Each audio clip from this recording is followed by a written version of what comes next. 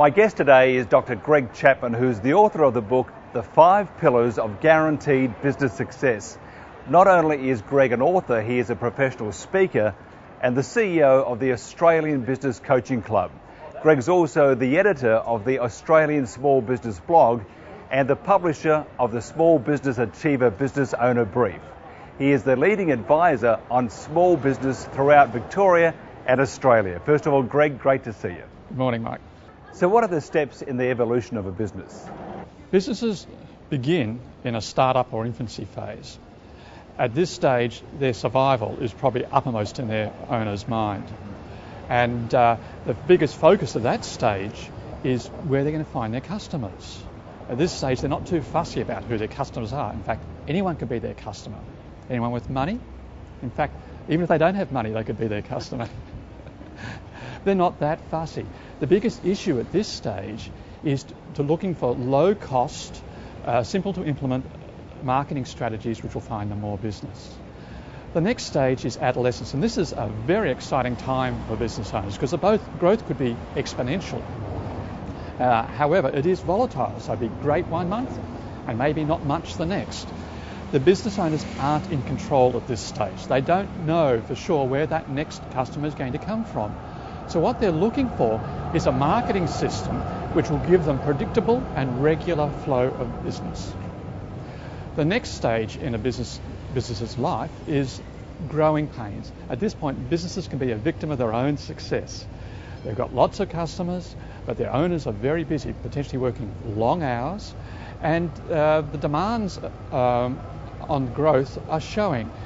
They get to the point where it's difficult for them to handle more customers. They're working all hours of the night and day, and the cracks are starting to show, and as well as the stresses and strains in the business. And what business owners are seeking there are business systems which allow them to leverage their time and give them more time to work on their business. The next phase is a business maturity. At this point, growth has slowed right down, and business owners tend to be in their comfort zone. They're doing okay. In fact, growth may continue for a little while just from the sheer momentum of the initial phases, but it has plateaued. And there's a temptation from business owners to take their foot off the accelerator. But the trouble is in business, the only time you're coasting is when you're going downhill. So business owners have to reinvent and reinvest in their business time after time just to even stay at plateau. So what looks like a plateau may well be the start of a long decline.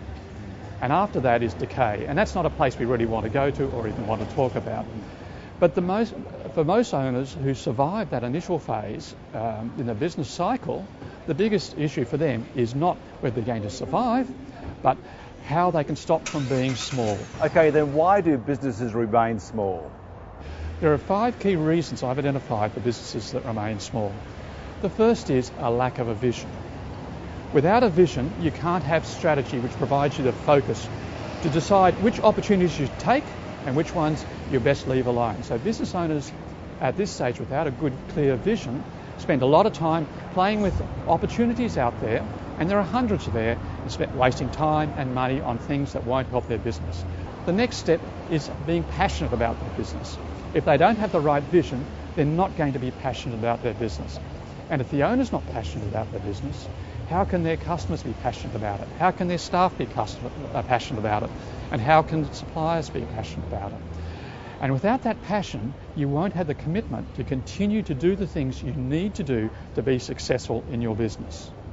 The third reason why businesses aren't successful is there's no plan. Now, it's not enough to have a vision, but a vision without a plan is really like a dream, and we all know how often they come true. The fourth reason why businesses stay small is the owners don't value their time. They're sweating the small stuff. They spend dollar time on penny jobs. They think they're saving money by doing things themselves rather than bringing other people with different skills or lesser skills even to do the things that they don't need to do. And if you don't value your time, you are very much limited in how big your business will grow. And the final thing that business owners don't do is get the knowledge, the business know-how to be successful. Now you might think this is obvious, but business owners don't do it if they don't value their time. Consider this. what would be the value to you if you were able to take your 5-year goals and achieve them in 2 years? What would be the value for that for you? When you value your time, you will invest in education. It could be low cost in a book, or it could be low cost course, or you might want to go faster and hire a coach. All are opportunities. And each of these opportunities, whichever suits you, becomes a shortcut to your success. What are the 5 pillars of business success? Well, the first pillar is planning, and we've discussed that already. The second pillar is marketing, and this is about things like who are your best buyers and why they should buy from you. The third pillar is business systems, and business systems ultimately will give you a business that will run without you. The fifth pillar is motivation. That is working with your team to align their personal goals with your business goals. And the fifth pillar is you. It's having the discipline of doing all the things we've talked about and doing it time and time again to achieve the results that you require. When you get the book, you just don't get the book, do you? You get a lot more. With the book comes free business tools, such as a business planning template and also a number of marketing tools. And these tools are valued at $100, but they come free with the book.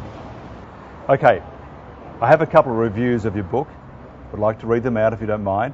One is from Tony Stephen, the CEO of Cosboa. That's a peak small business organisation in the country. And he says, the 5 pillars of business success, planning, marketing, systems, motivation and discipline are expertly covered in this book. Learn what successful business owners already know when you follow Dr. Greg Chapman's advice. Now, this book is the prescription that takes away the pain of growing your business. Yes, Tony so liked the book he even offered to write the foreword for the book. Fantastic.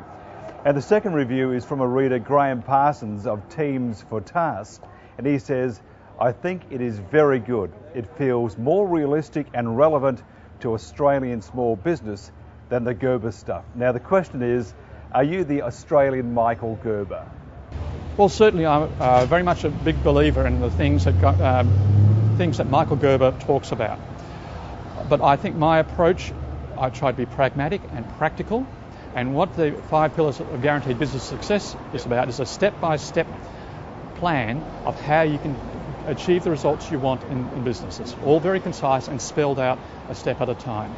How can people find out more about Dr. Greg Chapman and the 5 pillars of guaranteed business success? Well, they can find out about me at www.gregchapman.biz, and they can find out about the book at www.5pillarsbusinesssuccess.com. Dr. Greg Chapman, great to see you. Thank you, Mike.